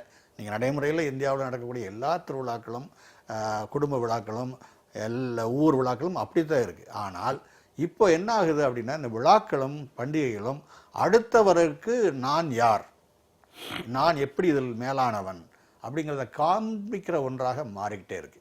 அதை வந்து சமயம் எங்கேயுமே வலியுறுத்தலை. ஆனால் இன்னைக்கு சமயம் அதுதான், நீ இன்னொருத்தனுக்கு உன்னுடைய சமயத்தை காட்டு, உன்னுடைய விழாவை காட்டு, உன்னுடைய பண்பாட்டு நடவடிக்கை எவ்வளவு மேலானதுன்னு காட்டுன்னு சொல்கிற இந்த மாதிரியான கோட்பாடு, இந்த மாதிரியான நடைமுறை சமயத்துக்குள்ளே இல்லை. அது அரசியல் வழியாக சமயத்தினுடைய பகுதியாக மாற்றப்படுகிறது. அதை நம்ம வந்து ஏற்றுக்க முடியுமா அப்படிங்கிறது தான் இன்றைக்கி கேள்வி. இப்போ ஒரு சமயத்தை எடுத்துட்டிங்கன்னா அந்த சமயத்துக்கு வந்து அதனுடைய நம்பிக்கைகள் அப்படின்னு ஒன்று இருக்குது, அப்புறம் அதோட சடங்குகள் அப்படின்னு இருக்குது, அப்புறம் இது ரெண்டும் தாண்டி இந்த சமயத்துக்கான தனியான அது குறிப்பிடுற நீதி மற்றும் போதனைகள். குறிப்பாக அது வந்து 4வது இது எல்லாம் தாண்டி ஒரு சமயத்துக்கு அதிகாரம்னு ஒன்று இருக்குது. இதுதான் வந்து இந்த சமயத்தினுடைய கட்டுமானத்தில் கூடிய முக்கியமான ஒன்று. எல்லா சமயங்களுமே வந்து அதனுடைய நம்பிக்கைகளை கைவிடாது, சடங்குகளை கைவிடாது, அது வலியுறுத்துகிற நீதியை கைவிடாது, அதனுடைய அதிகாரத்தை விட்டு கொடுக்காது. பொதுவாக பார்த்தீங்கன்னா இந்த நம்ம குல கடவுள்கள்லேருந்து ஊர் கடவுள்கள்லேருந்து அதுதான் ஜாதியத்துடைய புகலிடம். ஒருத்தருடைய குல தெய்வங்கிறது என்னென்னா இன்னொரு ஜாதியை அனுமதிக்காத ஒரு தெய்வம். அது ஒரு பொது கடவுள் இருக்கார் இல்லையா, ஒரு சிவன் கோயிலோ விஷ்ணு கோயிலுக்கோ யார் வேணாலும் போகலாம்.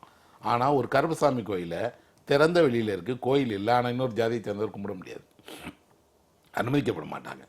விருந்தில் அனுமதிப்பாங்க, கூடி ஒன்றா இருப்பாங்க, ஆனால் வழிபடுற உரிமை அவர்களுக்கு கிடையாது. ஒவ்வொரு குலசாமியும் ஒரு குறிப்பிட்ட ஜாதியினருக்கானது. ஆனால் அது கட்டுமானம் இல்லாத திறந்த வெளியில் இருக்கக்கூடிய கடவுள். ஆனால் அவருக்கு ஒரு பெரிய அதிகாரம் இருக்குது. என்னென்னா அந்த ஜாதியினுடைய பிரதிநிதி அவர். உங்கள் குலச தெய்வம் என்னங்கிறத வச்சுட்டே நீங்கள் என்ன ஜாதியை சேர்ந்தவர், என்ன உட்பிரிவை சேர்ந்தவர், எந்த வகையறாங்கிறத சொல்லிடுவாங்க. அப்போ ஜாதியத்தினுடைய ஒரு அடையாள பிரதிநிதியாகவே அந்த குலக்கடவுள்கள் இருக்கிறாங்க. ஒரு குலக்கடவுளை அல்லது இந்த மாதிரியான குலசாமியை பல்வேறு ஜாதியினர் கும்பிட்றாங்களான்னா அதுவும் இருக்குது. அப்போ கலப்பில் வந்து அதனுடைய பல்வேறு விஷயங்கள் நடக்குது. எல்லாத்தையும் தாண்டி அதிகாரம் தான் ஒரு சமயத்தை முடிவு பண்ணுது. அந்த சமயத்துக்கு ஒரு சமூகத்தில் என்ன அதிகார நிலை இருக்குது, அந்த அதிகார நிலையில் இந்த சமயம் அந்த சமயத்தோட உயர்ந்ததா குறைந்ததா, நேரடியாக அதிகாரத்தோட பங்களிப்பு அதுக்கு எப்படி இருக்குது, கட்டுப்பாடு எப்படி இருக்குங்கிறத வச்சு தான் இதை முடிவு. சமயத்துக்கான அதிகாரம் அப்படிங்கிறது அரசியலோடு தொடர்புடையதாக. ஆமாம், ஏன்னா அவங்க தானே எல்லா நேரங்கள்லையும், ஏன்னா ஒரு சமயம் தன்னை வளர்த்துக்கிறதுக்கு நேரடி அதிகாரத்தோட தனக்கு வந்து ஒரு கொடுக்கல் வாங்கலை ஏற்படுத்துது. நிறைய நேரங்களில் அதிகாரத்தில் இருக்கக்கூடியவர்களை மதம் உருவாக்குது, அல்லது அதிகாரத்தில் இருக்கிறவங்கள மதம் கட்டுப்படுத்துது. இது இந்தியா சம்மந்தமாக இல்லை, உலகம் முழுவதும் அப்படி தான் இருக்குது. என்னென்னா திருச்சபைகளினுடைய வரலாறு நம்ம தெரிஞ்சால் தெரியும். திருச்சபைகளுக்கும் மன்னருக்கும் நடந்த போராட்டம் தான் இங்கிலாந்தினுடைய வரலாறு. இஸ்லாமிய நாடுகள் எல்லாத்துலேயும் இஸ்லாமிய அமைப்புகளினுடைய மத அமைப்புகளுக்கும் ஆட்சிக்கும் இடையில ஒரு பெரிய பிரச்சனை ஓடிக்கிட்டே இருக்குது. எல்லா நாடுகள்லையும் இருக்குது. அதிகாரத்தை கைப்பற்றுவதில் மதத்துக்கு ஒரு பெரிய பங்கு இருக்குது. நேரடியாகவோ மறைமுகமாகவோ தன் கட்டுப்பாட்டில் தானே வைக்க பார்க்குது. அந்த அரசியல் இந்தியாவில் குறைவாக இருந்தது, இப்போ நடக்க ஆரம்பிச்சிருக்கு. அது இந்தியாவிலையும் வந்து அதுக்கு ஒரு வரலாறு இருக்க தான் செய்யுது. ஏன்னா நீங்கள் வந்து சமயம் முதலா அரசன் முதலா அப்படின்னு கேட்டாக்க அரசர்களே வந்து சமயம்தான் முதல்னு ஒத்துக்கிறவாங்க. அப்படி ஒத்துக்கிறவங்களை மட்டும்தான் சமயம் அரசர்களாக வச்சிருக்க தயாராக இருந்திருக்கு. அப்படி இல்லைன்னா அவர்களை மாற்றுறதுக்கு இல்லை அவர்களை கொல்றதுக்கு சமயம் அல்லது சமயத்தினுடைய ஞானிகளே பண்ணியிருக்காங்க அதை. ஏன்னா இந்த சமய முதன்மை அப்படிங்கிறது எல்லா நாடுகள்லையும் இருக்குது. அதில் சமயம் அதிகாரத்தோட எப்பொழுதுமே தொடர்புடையதாக தான் இருக்குது. தன்னுடைய மதத்தை ஒருவர் புறக்கணிக்க கூடாது, தேசத்தின் அடிப்படையே மதம்தான் அப்படிங்கிறத ஏற்க முடியுதா? எல்லாரும் நிச்சயமாக இருக்க முடியாது. எந்த நாடும் வந்து ஒரு சமயத்தினுடைய கொள்கைகளை மட்டுமே அடிப்படையாக வச்சு இயங்கவே முடியாது. அதுவும் இன்னைக்கு உலகமயத்துக்கு பின்னாடி எந்த ஒரு நாட்டிலையும் ஒரு சமயம் அப்படிங்கிறதே இல்லை.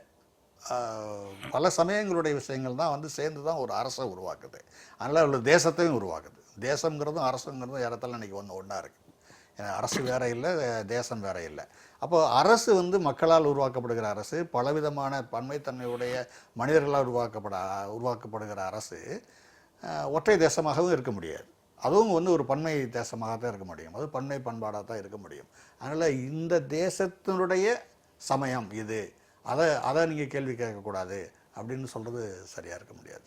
இல்லை, ஏன்னா இப்போ நமக்கு இந்தியாவினுடைய அடிப்படையே அது ஒரு மத சார்பற்ற நாடுங்கிறதாம். ஒரு இந்தியா உருவாக்கப்படும் போதே அதனை உருவாக்கும் போது இங்கே வந்து பல்வேறு சமயங்கள் இருக்கிறதுனால இந்தியா ஒரு குறிப்பிட்ட ஒற்றை சமயத்தினுடைய பிரதிநிதியாக தன்னை காட்டிக்கிறல. இது ஒரு மத சார்பற்ற நாடு. அதே நேரத்தில் என்னென்னா இந்த மதசார்பற்ற நாட்டுக்குள்ள பல்வேறு சமயங்களுக்கான உரிய இடங்களும் அங்கீகாரங்களும் அவர்களுக்கான முழு சுதந்திரமும் அளிக்கப்பட்டிருக்கக்கூடிய ஒரு நாடு. இங்கே எந்த சமயமும் தடைப்படுத்தப்படலை. அந்த சமயத்துக்கான வழிபாட்டு முறைகள்லேருந்து அவர்களுக்கான அடிப்படை சுதந்திரமும் அனுமதிக்கப்படுதுன்னா, அப்போ இந்த சமயத்தை கொண்டு ஒரு சமூகத்தை உருவாக்குறது தான் இதனுடைய நோக்கமாக இருந்திருக்கு. இந்த சமயங்களெல்லாம் இணைந்து வாழக்கூடிய ஒரு சமூகத்தை உருவாக்கலாம். சொல்லப்போனால் உலகத்தினுடைய மிக முக்கிய சமயங்களில் பெரும்பான்மையான சமயங்கள் இந்தியாவில் தோன்றியது. பௌத்தம், சமணம், ஜொராஸ்ட்ரியம், பார்சியம், இப்படி சொல்லிகிட்டே இருக்கலாம். அப்போ இந்த சமயங்கள் எல்லாம் தோன்றதனுடைய தோற்றுவாயாக இருக்கக்கூடிய ஒரு தேசத்தில் சமயத்துக்குள்ளே இப்படி ஒரு பூசல்களோ சிக்கல்களோ, இன்னும் சொல்லப்போனால் ஒற்றை சமயமும் முதன்மைப்படுத்தப்படலை. இல்லை, இன்றைக்கி அரசியல் காரணங்களுக்காக தானே முதன்மைப்படுத்தப்பட்டது. பௌத்தம் வாழ்ந்த காலத்திலேயே பிற சமயங்களும் இங்கே இருந்தது.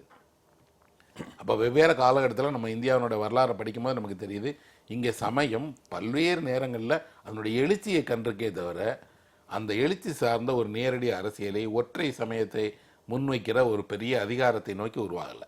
நம்ம காலகட்டத்தில் உருவாது. இதுக்கு கூட என்னென்னா, இதே போன்ற போக்கு வெவ்வேறு சமயம் சார்ந்த உலகம் பூரா நடக்குது. இப்போ நமக்கு தெரியும், ஒட்டுமொத்த அரபு தேசங்களையும் நடக்கக்கூடியது ஒரு இஸ்லாமிய சமய அரசுகள். நேரடியாக அங்கே நடக்கக்கூடியது அதுதான். பாகிஸ்தான் மாதிரியான ஒரு நாடு பிரியறதுக்கு முக்கியமான காரணம் எனக்கு மதம் சார்ந்த ஒரு நாடு தேவைங்கிறது தானே. நாடு வந்து மதத்தை புறக்கணிக்க முடியாது, தேசத்தின் அடிப்படையே மதம் தான் அப்படின்னா சில இடங்களில் வந்து அந்த சிக்கல்கள் வருது. ஆனால் ஐரோப்பாவில் சமூகம் வந்து வேறு விதமான தளத்துக்கு நகர்ந்து கொண்டிருக்கிறது அப்படின்னு சொல்லி செய்திகளை பார்க்கிறோம். இல்லை, இப்போ நமக்கும் கூட அந்த மாதிரி தான் இருக்குது. இன்றைக்கி இந்தியாவில் தேசம் அப்படிங்கிற வரையறை வந்து இன்றைக்கி வந்து ஒரு அரசாங்கத்தை மையமாக வச்சு ஒரு தேசத்தை கட்டமைச்சிருக்கிறோம். ஆனால் இதுக்கு முன்னாடி நீங்கள் வந்து பார்த்தீங்கன்னா வெவ்வேறு காரணங்கள்னால வந்து தேச வரையறைகள் இருக்குது. நீங்கள் வந்து 56 தேசத்து ராஜாக்கள் அப்படிங்கிற ஒரு மரபு தொடர் வந்து பயன்படுத்திக்கிட்டே இருப்பாங்க. பழைய புராண கதைகளில் இல்லை வந்து வாய்மொழி கதைகளில் பார்த்தீங்கன்னா 56 தேசத்து ராஜா, 72 பாளையம், இதெல்லாம் இருந்துச்சான்னு தெரியாது, ஆனால் இப்படி இருக்கும். அப்போது அதுக்குள்ள அந்த பாளையத்தையோ அல்லது தேசத்தையோ உருவாக்குனதுங்கிறது முழுக்க ஒரு நிர்வாகம்தான். நிர்வாக வசதிக்காகத்தான் வந்து ஒரு குறிப்பிட்ட எல்லையை நாடு அல்லது தேசம் அப்படி உருவாக்கணும். எங்கேயுமே ஒரு சமயம் ஒரு தேசத்தை உருவாக்குனதாக இல்லை. அது இந்திய வரலாறு கூட அப்படி தான் சொல்லுது. ஐரோப்பாவிலையும் அப்படிதான். ஆனால் உருவாக்கப்பட்ட நிர்வாகத்துக்குள்ள வந்து அது அதிகாரத்தை கொண்டு வரும், அதிகாரத்தை கையில் எடுக்கும். ஆனால் அந்த அதிகாரத்தை கைப்பற்றின உடனே அதை மட்டுமே நிலைநிறுத்த முயற்சி பண்ணால் அங்கே வந்து நிறைய பிளவுகள் உண்டாயிருக்குது. அப்படி பிளவுகள் உண்டானதுக்கும் இந்திய வரலாற்றில் ஆதாரம் இருக்குது. ஐரோப்பிய மாதிரிகள் நீங்கள் பார்த்தீங்கன்னா கூட அப்படி தான். ஐரோப்பிய மாதிரிகளும் நிர்வாகம் சார்ந்த தேச எல்லைகளை தான் வச்சுருக்க ஒழிய ஒரு சமயம் சார்ந்த எல்லைகள் கிடையாது. ஏன்னா பெரும்பாலான ஐரோப்பிய நாடுகளில் கத்தோலிக்க சமயம் இருக்குது. கிறிஸ்தவத்திலே கத்தோலிக்க சமயம் தான் அங்கே அதிகமாக இருக்குது. அவங்க ஒவ்வொருத்தருக்கும் வேறு வேறு வழிபாட்டு முறைகள் இருக்குது, கல்வி முறைகள் இருக்குது. அது எல்லாத்தையும் இணக்கமாக ஏற்றுக்கிட்டு தான் அந்த தேசங்கள் இருக்குது. ஏன்னா நிர்வாகம் தான் வந்து ஒரு தேசத்தை உருவாக்கும். நிர்வாக நடைமுறை தான் தங்களுடைய அன்றாட வாழ்க்கையில மதத்துக்கு ஒரு முக்கியமான ரோல் இல்லாத அளவுக்கு மக்கள் வந்து ஐரோப்பால மாறிட்டு இருக்காங்க அப்படின்னு சொல்றாங்க. அதுக்கு முக்கியமான காரணம் தொழில்நுட்ப வளர்ச்சி. எங்கெல்லாம் தொழில்நுட்ப வளர்ச்சி அதிகமாகுதோ அங்கெல்லாம் சமயத்தினுடைய தேவையும் சமயத்தினுடைய இதுவும் 2ஆம் இடத்துக்கு கொண்டு போகப்படும். ஏன்னா அந்த தொழில்நுட்பத்தினுடைய வளர்ச்சி முதல்ல என்ன பண்ணுதுன்னா, மனிதனை எதையும் சாராத தனக்குத்தானே விஷயங்களை தானே நிரூபிக்கக்கூடிய ஒருத்தனா வாரான். பெரும்பான்மையான நேரங்களில் மதம் தன்னுடைய பெரிய சவாலை நினைக்கிறதே அறிவியலை தானே. மதத்துக்கும் அறிவியலுக்கும் தானே இருக்கக்கூடிய பெரிய, ஏன்னா எதையெல்லாம் அறிவியல் விளக்க முற்படுதோ அதையெல்லாம் சமயம் இவ்வளவு காலமா மர்மமா வச்சுட்டு இருந்துச்சு. கடவுள் உங்களோட பிறப்புல இருந்து, இந்த பிரபஞ்சத்துல இருந்து, பிறப்புல இருந்து, உங்களோட வளர்ச்சியிலிருந்து, உங்களோட உடலியல்லேருந்து எல்லாத்தையும் மர்மப்படுத்தி தானே சமயம் வாழ்ந்துட்டு இருக்கு. அதை வந்து அறிவியல் தெளிவுபடுத்திட்டே இருக்கு. நான் அறிவியல் தொழில்நுட்பம் வளர்ந்த ஒரு தேசத்தில் இயல்பாகவே சமயத்தினுடைய தேவைங்கிறதும் அதனுடைய இடம்ங்கிறதும் குறைஞ்சு போகத்தானே செய்யும். ஐரோப்பாவில் நடந்தது தானே. தொழிற்புரட்சிக்கு அப்புறம் தானே நம்ம பார்க்குறோம். தொழிற்புரட்சிக்கு அப்புறம் ஏற்பட்ட ஐரோப்பிய மாற்றங்களுக்கு முக்கியமான காரணம் அறிவியல் தொழில்நுட்பங்களுடைய வளர்ச்சியால் சமயம் பின்னுக்கு தள்ளப்படுறது தான். ஆனால் அதுக்கு முன்னாடி இருந்த ஐரோப்பாவில் சமயம் எவ்வளவு மோசமான நிலையில், இன்னும் சொல்லப்போனால் பெரிய சமய போர்கள், சிலுவை போர்கள் நடந்த நாடு இல்லையா? அதெல்லாம் போர்கள் பயங்கரமான இது. என்ன நடந்தது? ஒரு கொள்ளை நோய் வந்துச்சுன்னா உடனே சமயம் மேலே வந்துடும். இப்போ அந்த நோயை மருத்துவம் கட்டுப்படுத்துறத தோண்டி இது உருவானதுக்கு காரணம் தான் வந்து உங்களோட பாவங்கள் தான் சொல்லி உடனே சமயம் மேலே வந்துடுச்சு. அப்போ நமக்கு ஐரோப்பிய வரலாறை படிக்கும்போது தெரியுது, ஐரோப்பிய வரலாறில் அதனுடைய சமயத்தினுடைய இடத்தை 2ஆம் ஆக்கினது தொழிற்புரட்சி தான். அதுக்கு பின்னாடி தான் அந்த சமயம் அந்த நாடுகள் வளர்ச்சியடைய ஆரம்பிச்சிருக்கு. இன்றைய சூழல்ல அப்படியே நேரடியாக ரஞ்சித் கேட்கிற மாதிரி சமூக கல்வி அப்படிங்கிறத கொண்டு வர்றதுங்கிறது சாத்தியம் இல்லை. ஏன்னா அதை கொண்டு வருவதற்கான அந்த சூழல் இல்லை, கட்டமைப்பே இல்லை. அதை யாரு குழந்தைகளுக்கு மாணவர்களுக்கு சொல்லிக் கொடுக்கணுமோ அவர்களுக்கு முதல்ல அதற்கான புரிதலும் பயிற்சியும் இல்லை. நீங்கள் அவர் இயங்குற இந்த திரைப்படத்துறைக்குள்ளேயே ஒரு சமூகத்தை விளக்கக்கூடிய ஒரு திரைப்படத்தை அவரால் உருவாக்க முடியாது. ஏன்னா இன்னைக்கு வரக்கூடிய அது மாதிரி படங்கள் நிறைய வந்துட்டு இருக்கு. ஆனால் திரும்ப திரும்ப ஜாதியையும் இதையும் வந்து ரீஎஸ்டாப்ளிஷ் பண்ணுற மாதிரியான படங்கள் தான் வருது. அப்போது ஏன்னா நம்ம எந்த தளத்தில் இயங்குறோமோ அதுக்குள்ளே இருக்கவங்க எப்படி இயங்குறாங்க அப்படிங்கிறது ஒரு முக்கியமான ஒரு விஷயம். அது ஒரு குறிப்பிட்ட சில ஜாதியினுடைய பெருமிதங்களை சொல்றதுக்கு தானே திரைப்படம் இவ்வளோ ஆண்டுகளாக பயன்பட்டுருக்கு. அதுலேயும் கடந்த 15 ஆண்டுகளில் பாருங்க, 1-2 ஜாதிகள் அந்த ஜாதியை சார்ந்த மிகப்பெரிய பெருமிதங்கள், அதனுடைய வன்முறையை நம்ம கொண்டாடுறோம். இன்னும் சொல்ல போனால் அந்த ஜாதியினுடைய அடையாளமாகவே வன்முறை சித்தரிக்கப்பட்டது. அதை கொண்டாடுறதுக்காக, அதை சார்ந்த கதாநாயகர்களை உருவாக்குறதுக்காக, பெருமிதம் கொள்வதற்காக நம்ம பயன்படுத்திட்டு இருக்கோம். அது குறித்து திரைத்துறைக்குள்ள ஒரு பேச்சு நடக்கலையே. அது ஒன்று தமிழ்நாட்டில் இருக்கக்கூடிய பெரும்பான்மை ஜாதி, அதாவது இப்போ குறிப்பிட்ட வட்டாரம் தமிழ்நாட்டில் 2-3 பகுதிகளாக பிரிச்சிங்கன்னா ஒவ்வொரு குறிப்பிட்ட வட்டாரத்துலேயும் குறிப்பிட்ட ஜாதிகள் வந்து பெரும்பான்மையாக இருக்குது. அந்த பெரும்பான்மையினுடைய ஜாதிகளுடைய பெருமிதங்கள் திரும்ப திரும்ப வந்து திரைப்படம் வந்து பாராட்டுது, இப்போ பெருமையாக பேசுது. அதன் மூலமாகவே வந்து அது ஒரு அரசு அதிகாரத்தோட தொடர்புடையதாக இருக்குது, பொருளாதார உறவுகளோட தொடர்புடையதாக இருக்குது. அது திருப்பி திருப்பி வந்து தங்களை வந்து ஆதிக்கமுடைய அமைப்புகளாக அந்த ஜாதிகள் வந்து நிறுவிக்கிட்டே இருக்குது. அப்படிப்பட்ட ஒரு துறைக்குள்ளே இருந்து இவர் பேசுகிற போது அங்கேயே முடியாது, அங்கே முடியாதுங்கிற போது இங்கே எங்க பேசினாலும் முடியாது. பள்ளிக்கூடத்துல இருந்து தான் ஆரம்பிக்கணும் அப்படிங்கிறது தான் அவருடைய ஆரம்பிக்கணும். அதுக்கான பள்ளிக்கூடத்துல அதை பற்றி பேசுவதற்கு தகுதியான நபர்கள் இப்போ ஆனா இல்ல முன்மொழிதல் அவசியம் தான். இந்த அவர் முன்மொழிதல் அவசியம், சரியானது. ஆனா அதை பேச தொடங்குறதுக்கான வேற சில விஷயங்கள் நடந்ததுக்கு பிறகு தான் அதை நடத்த முடியுங்கிறது தெரியல. இந்த நிகழ்ச்சியில பங்கேற்று உங்களுடைய கருத்துக்களை பகிர்ந்து கொண்டதற்கு என்னுடைய நெஞ்சார்ந்த நன்றி. மீண்டும் சந்திப்போம். நன்றி, வணக்கம்.